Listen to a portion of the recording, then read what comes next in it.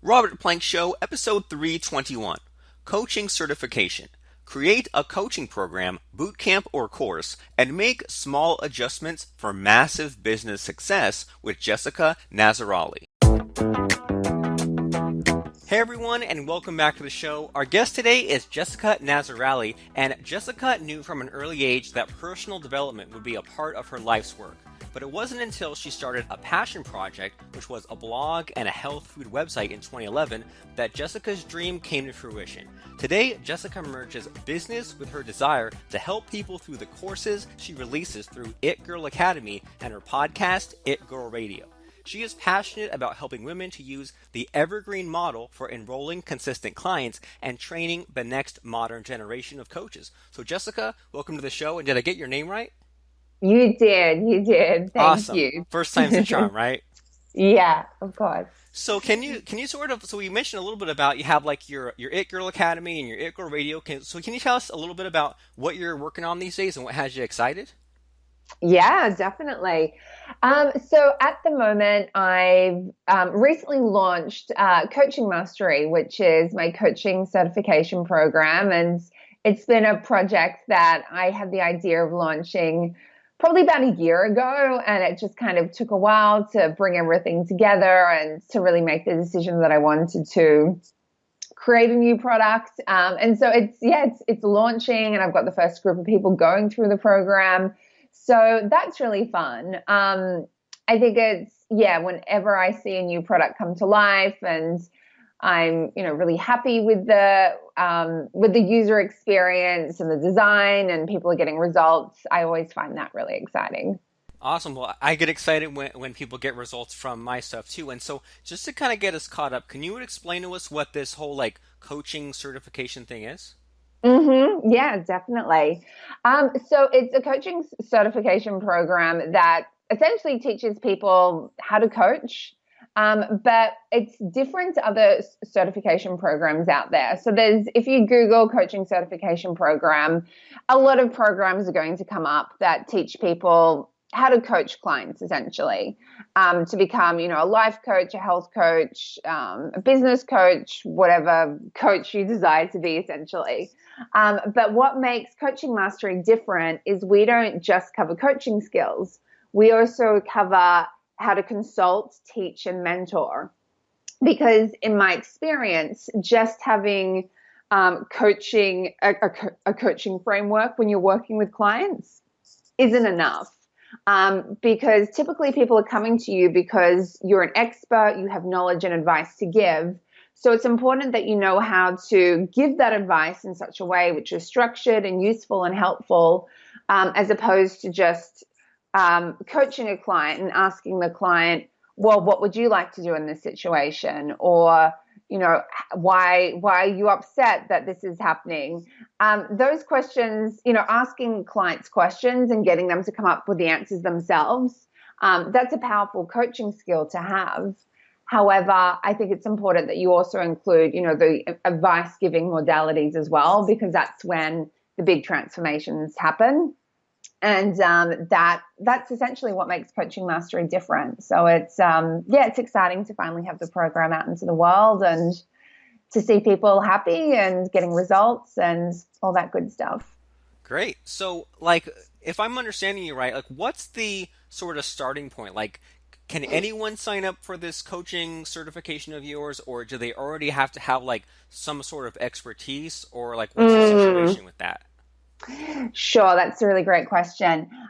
So it's for people that, how I market the program, it's for people who already have a level of expertise in something. So say, they've been working in corporate for 40 years, or maybe probably not 40 years, they've been working in corporate for 20 years, as a marketing manager. So they really know marketing. Or, they have a passion for health and wellness, they've been studying mindset. They have, my marketing is very clear. It's like, you need to have a skill that you're bringing to the table. That's how I can help you the most. If you're just saying, okay, well, I've heard that coaching is a great industry to get into, you can make a lot of money quickly, but you don't really have a skill to utilize. that I find that a little bit difficult. I mean, you can go into just like kind of general life coaching, but that's not really the type of women I desire to work with. It's for people who, yes, already have a skill, expertise, qualification in some area, and then they want to have more confidence while they're working with clients and actually know how to deliver a coaching session. They want to learn the skills to work with people in this way, and then that's why they would join the program. I gotcha. So it sounds like these people they already probably have some sort of knowledge from a past life, from sort of some sort of day job thing, and then now you're Mm-hmm. giving them kind of the structure to make to like get clients and manage their time and all that stuff. Yeah, so I'm giving them the structure to confidently be able to work with clients. So, how do you structure a coaching session? How do you deal with a client who is crying? How do you deal with the client who isn't getting results?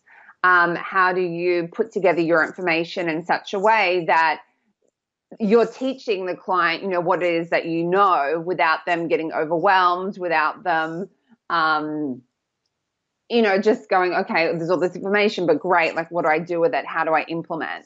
So coaching mastery is about, working with client skills so you feel really confident in your product and what you're doing.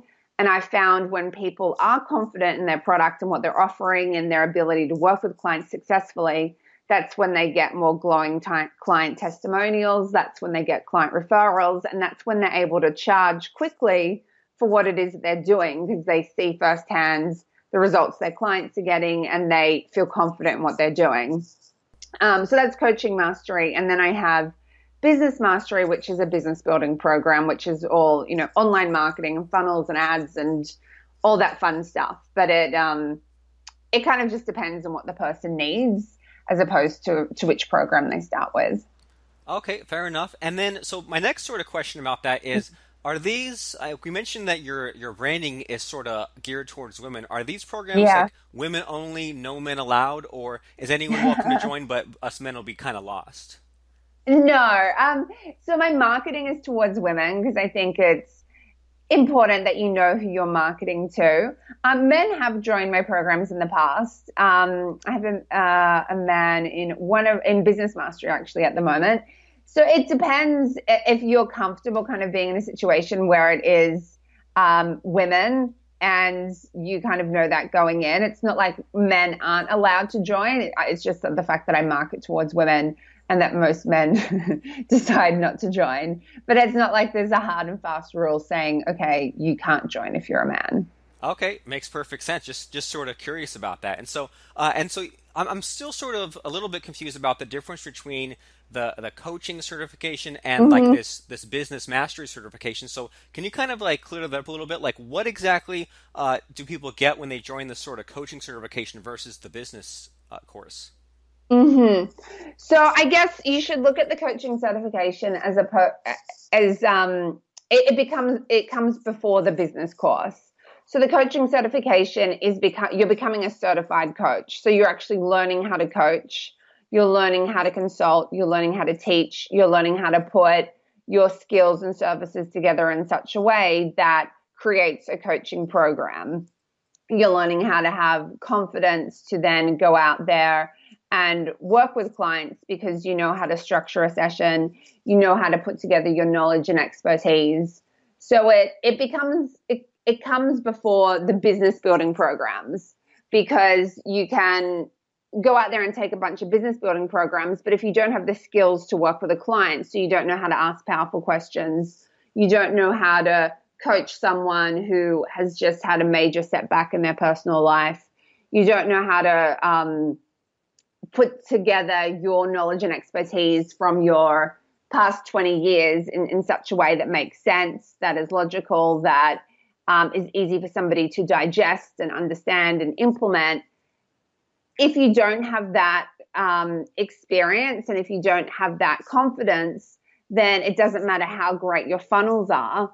It doesn't matter how great your marketing is. There's still going to be, I found this with women in particular, that if they don't feel confident in their skill set, in their ability to work with clients and deliver them results, they can have the best funnels, the best email marketing, the best ads.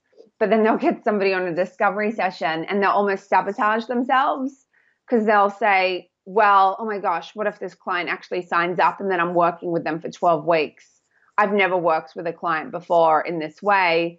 Am I really, worthy to work with a client in this way? I don't really know how to coach somebody. Like, what if a client is angry on a call? Or what if a client is dissatisfied with their results? I don't know how to handle it. So the coaching certification is really about, a lot of interpersonal skills, a lot of client relationship skills. We have a guest expert in there who's been, Britain's #1 therapist. So she's kind of talking about working with clients from even a more, I guess, therapy-based perspective. So it's the business programs like kind of funnels, ads, going out there and marketing your business, where the coaching mastery is about becoming really good at working with clients and knowing how to work with them at the end of the day. Does that make sense? Yeah, it does. And you mentioned a little bit in there like this whole like 12 weeks thing, and I'm sort of curious about like what sort of coaching program do you teach people to create? Are we talking about like a course where they go through modules at their own pace, or a boot camp where like it has to be like week to week, or like ongoing one-on-one meetings, or like or is it just like a matter of like what they set up? Like, is there like a set thing or different things? Like, what is actually a coaching program as far as what you teach?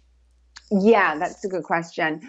So in the beginning, if somebody's just getting started, I typically recommend they start off doing one-on-one because it's a great opportunity for them to understand their audience more and really perfect their product and their systems and what it is that they're teaching.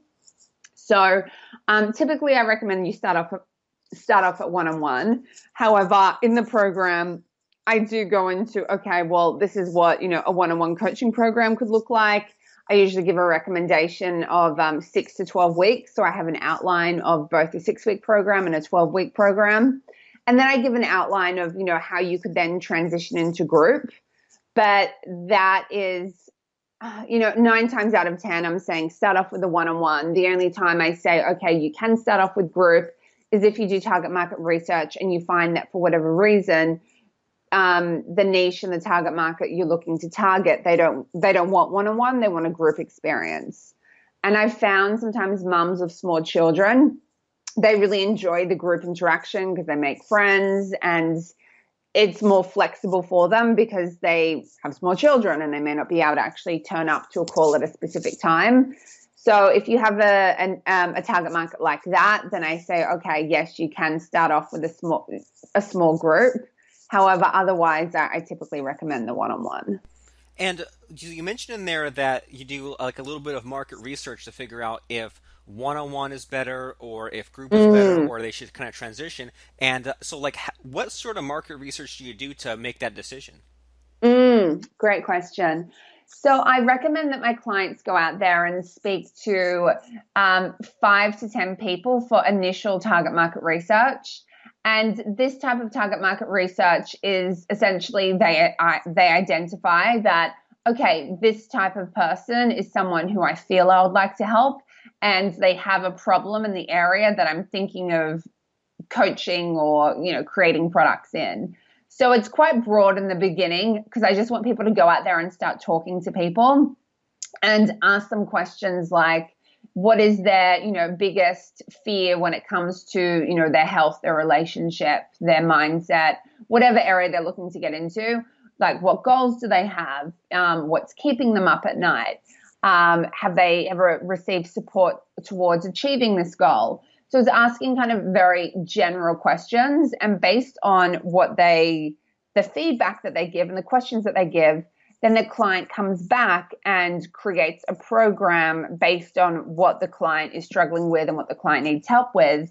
And then once they've kind of created an outline for that program, I encourage them to go back to the people that they spoke with and show them what they've created and get their feedback on that. And then for further testing, then you can go down the route of, putting up kind of a dummy Facebook ad and seeing if you're getting clicks on that, to test kind of like the the program name or the, the copy that you'd be using in like the headline or sub headline. So that's kind of the second part. But in the beginning, I always recommend that my clients go out and have real life conversations, because that's when you hear, the specific phrases and words that people are using. You can also, you can hear their tone of voice, because somebody can say, oh, that sounds great, but you can tell by their tone of voice that they're, just kind of being nice and polite. So I always encourage my clients to say, you being nice and polite and just telling me what I want to hear actually isn't helping me. So being really honest, that's what's going to help me. And so I've found that people tend to be more honest if, you're meeting them face to face, or, you're having a Skype conversation, where you can kind of listen to their tonality and the excitement in their voice when you're explaining what it is that you're doing and the product that you're looking to create. That's super cool. And I imagine that when you talk to them and you get those pain points, that's useful, but also Mm. that the exact language or like the phrases they use, I imagine that's really helpful as far as like you said, naming the program and making the sales copy and just like hearing like those words and phrases. And especially if someone talks to 5 or 10 people and they hear the same phrase like 3 or 4 times, it's like, okay, now I'm on to something, which maybe I wouldn't have thought of if I hadn't gone out and done that little bit of research. Exactly. Yes, yes, yes. People always say, it gets them out of their head, because they're not just thinking about, okay, well, what type of program I should create. They're really creating it with like real life people in mind. And so it just makes the whole process a lot more real. Yeah, and I can relate to that as far as like if I've ever been like stuck writing an email or making a web page or whatever, anytime I've been stuck, it's usually because I just kind of forgot about the person I was writing it for. And every time I kind of do that, I kind of go back to like the surveying phase of things, or I think about one person on my list or something, and I'm like writing an email Mm. just to them or making a sales letter just to them, and the rest sort of works out. And so when it comes time in your program for someone to figure out like their coaching offer and especially like the price point and stuff, is that done in the same way, or do you tell them like some sort of guidelines on what to price based on the industry, or like what's the logic behind Mm. pricing that coaching program? Yeah. Okay. So this is my logic. I doubt you've probably heard this logic before, or maybe you have. So in the beginning, I'm really big on. It depends on it. Honestly, it depends on the client's confidence. So if somebody is really struggling with their confidence and really doubting their value, and if they can really do this, I tell them that there's nothing wrong with going out and getting, 1 to 3 complimentary clients and taking them through your entire coaching package for free. So this could mean essentially that you work with 3 people in a 3 month coaching program for free. Now, people sometimes say, well, Jess, why would I do that? You do that because you take somebody through the whole experience. You see firsthand the transformation that your clients are getting. And then by the end of that coaching program, you're like, man, I'm never coaching for free again, because Sally just, lost 10 pounds, met the man of her dreams, quit her jobs, is starting a dream business. And you feel really confident that your program delivers results. So then you have no issue charging right away. Whether or not I've seen in the past some people really struggling to name a price and charge, and then they just stay in this limbo land for so long, and they don't get this real life experience of actually seeing how good their coaching and their program can be. So I recommend that for anyone who is, really doubting if they can do it and is kind of just wanting that extra confidence boost. Then when it actually comes to naming the price, when the person is ready to start charging, my advice, I mean, I give guidelines, yes, but my main advice is you need to be able to say the price of your program out loud without hyperventilating, without going into a story of nobody's going to pay this. Who do I think I am? Because ultimately the client is going to pick up on if you're feeling nervous, or if you're not feeling like you can own the value of your coaching package. So it really goes down to, okay, what price can you say out loud without freaking out? And in the beginning, there's nothing wrong with, okay, maybe you coach a couple of people for free.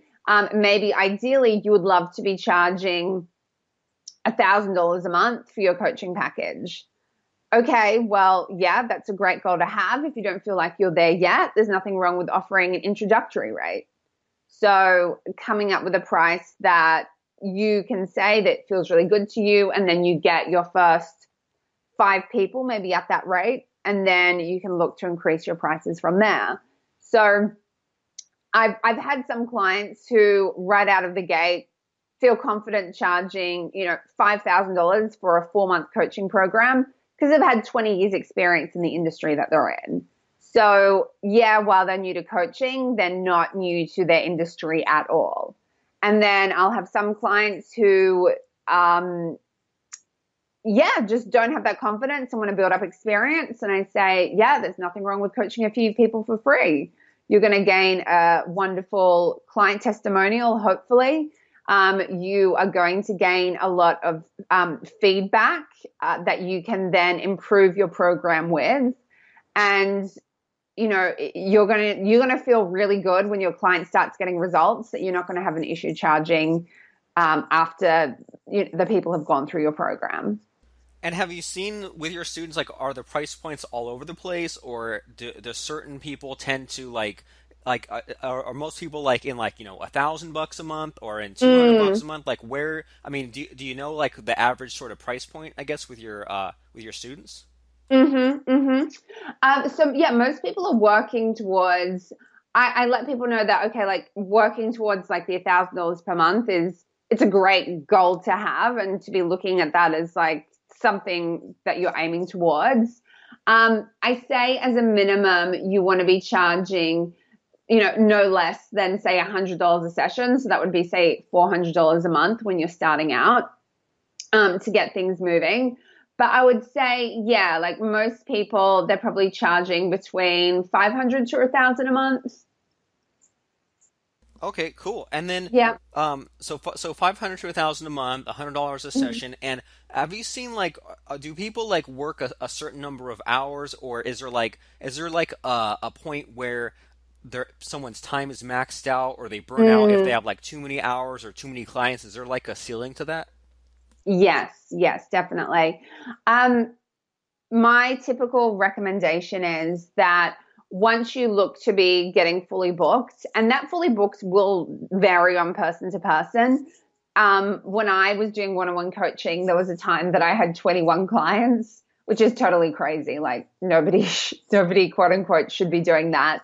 But it was because I was young and I didn't have kids and I had a lot of energy and I was crazy. But most people, I would say, have the goal of, okay, my fully booked is going to be when I have somewhere, I'm guessing, between 8 to 15 clients. And then once you're approaching that, you need to be thinking about what are my next steps. And that typically involves creating a group program. So as you're starting to become quite, you're not having the issue signing one-on-one clients anymore, and you've got an understanding of, okay, this is my process, this is what's really working well with my one-on-one clients. You start to take that IP and you put it into a group program. And that's when you obviously get that scale and leverage. And then you could essentially cut back with your one-on-one if you desired to. Maybe just have, 5 to 2 one-on-one clients, and then spend your time mostly focusing on your group.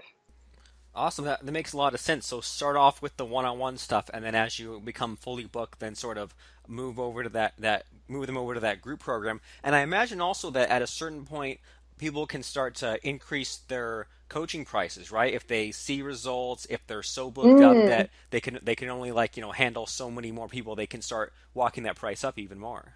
yeah, exactly. Well, cool. So, and one last thing, or as we're sort of starting to wind down here, when you said that you were just totally like young and full of energy and Yeah. just totally maxed out at 21 clients, what sort of time commitment was that? Was that like a meeting with them 1 hour a week so that you had to commit to 21 hours, or what was your sort of hmm schedule like that with 21 clients? Okay, so the reason it was, the reason it was particularly crazy, I'm trying to remember how many clients I had when I was still in my job. Because when I started my business, I was working, I was still working in a job as well. I was working full time. Then I scaled back to part time. The 21 clients, I was trying to remember when that was particularly. I had quit my job, but yeah, it was like 1 hour a week. So it was essentially 21 hours of coaching clients per week. Now you may think, okay, well, Jess, that's like another 20 hours to like work on your own business. However, I wasn't, that great at boundaries. So I had, clients would be emailing me really long emails. And then say after coaching, say 5 or 4 clients back to back, you're actually quite tired. So you may need to have a bit of a break before you start working on your own business. So it was just, I think what I found tiring about the experience, it was just managing a lot of like 21 people's energies all at once. That's like quite a lot of people. And that's kind of what was, I found tiring about the experience. But it was an amazing experience. And I learned so much from coaching one-on-one. But then I really saw that, okay, I can't take on any more clients. And that's when I started creating my group program so I could have more leverage. Yeah, which I did, and it was a great choice. Great stuff. And I imagine that even though it seems crazy to look back on now, I imagine that that kind of was a nice test to sort of see how much you could handle, like, energy wise and Yeah, time wise, and kind of see how far you could push it. And then once you had, I mean, what a good problem to have, right? Too many people paying you yeah, money. And then at that point, you can kind of scale back. And once you had that first sort of problem solved, which was getting people in, then you kind of had all lots of choices on, okay, now that I have the money and the people, now I need to kind of get some of my time back. So, I mean, really great hmm stuff. And as we're sort of starting to wind down here, I'm really curious, like when you have students go through your program and create their coaching programs and all that kind of fun stuff, do you see like a number one universal mistake all these people are making when they're trying to make their coaching programs? mm, yes, I do actually. I would say the number one mistake I see is that women can sometimes the women in my program can sometimes disregard their previous work experience or life experience because they feel like that's in the past. So I'll give you an experience. I was speaking to someone just a couple of days ago. She was a lawyer for the United Nations, and she has had, other like quite high profile jobs. She's really experienced in her corporate career. And this wasn't on her website at all. Like the fact that she was a lawyer for the United Nations and the skills that obviously she developed from working there and her expertise wasn't mentioned at all. And I went, why are you not mentioning this? Like this really makes you stand out from the crowd. How many other women do you think fall into this category that are now, becoming a coach? Probably not that many. This is how you really stand out. And she said, oh, well, that's in the past. I didn't think it was relevant now. I'm like, yes, your past experience definitely is relevant. And it's what makes you different. And so I see, there'll be these smart, intelligent women who have had this really great, work experience or life experience, and they almost throw it away because they might be sick of that industry to a certain extent, and they're sick of corporate and they want to get out. But it's a matter of, okay, looking at the skills you gain from being in that job or having that experience, and then looking how you can use them in your business and at least, use them in your about me page and, when you're telling your story to kind of demonstrate the level of experience that you have. So that's probably the biggest mistake I see across the board. It will be, wow, I've had, 15 years experience as a major consultant in corporate, but I'm just now going to focus on the fact that I'm a yoga teacher. And it's like, no, don't do that. Let's work out how we can merge the two. Yeah, yeah. I mean, that's really interesting. But I've definitely, like, I don't know, last few days of talking to people about different, like, their entrepreneurial journeys and stuff like that, I've kind of been hearing that more and more, just that a lot of people have been like the successful ones. They've kind of had these past lives or these, past jobs or whatever, and then sort of adapted whatever skills they had into whatever they're doing now, whether that's, like being organized or communication or, all the business stuff or whatever it is. Like a lot of people, even though their whole profession has changed, they've still been able to adapt. And even just like hearing some of that fun stuff, I mean, like you said, like even if it doesn't really apply, it's a nice, like, fun story. It's a cool thing to put on your bio page. Is a good way to stand out. And every now and then, like, I'll definitely see, like, the men do this every now and then. Like, something that sticks to mind is, like, there's some marketer, I can't even remember his name, but he sold all this software, and, like, he used to be a cop. And for whatever reason, the picture he had everywhere was him with, like, the cop uniform and the cop hat. And it's like, what a weird random thing. He's like some internet person selling software, but like still it's sort of making people stand out. And it's also a pretty good reminder that it helps so much to have someone else on the outside looking into our business, because like in a lot of ways we're super close to it, and then we have that whole confidence and ego thing, and we're not sure what gets people's attention. And I mean, just to have like a coach of any kind sounds super valuable, just to notice those sort of missed opportunities or like the low-hanging fruit or like kind of all that sort of stuff. And so I want to make sure that everyone knows where to find you and keeps up to date on what you're up to. So can you tell people what website or websites people should go to after listening to our conversation today? Yeah, most definitely. So you can go to Jessica Nazarali, which is NAZ or Z ARALI.com. And if you want to learn more about business mastery, it's Jessica Nazarali / business mastery. And coaching mastery, the coaching certification program, is Jessica Nazarali / coaching mastery. And then I'm on all social media platforms. If you just Google my name, I'm the only Jessica Nazarali in the whole world. So you'll find everything that relates to me over there. I'm super jealous. There's about a dozen or so of me, but luckily I grabbed the .com before all those other people. Oh, you're lucky. Very lucky. Very smart. Yep, they're going to have to go with the .net or the .info or whatever it is. Oh, so. That sucks. Yeah, well, it sucks for them, great for me. And so I'm even better for you, because now you're the only one. So everyone should make sure to go right now to the one and the only JessicaNazarali.com and check out that business mastery course if what you need is help getting those funnel and ads in place. And then also join that coaching mastery certification course if you want to become a coach and you want to know how to teach people in the right way, to have that structure, get them motivated, get people results, and also keep them entertained. So lots of fun stuff is waiting for you at JessicaNazarali.com, and also by looking up Jessica Nazarali on Twitter to see what she's up to. So make sure to go ahead and go there right now. And I want to thank you so much, Jessica, for stopping by the show today and sharing some of your coaching expertise all the way from Australia. You're so welcome. It's been a pleasure, Robert. Same here. Subscribe to us right now while it's still fresh on your mind at robertplank.com/iTunes, or just search Robert Plank in your iTunes app.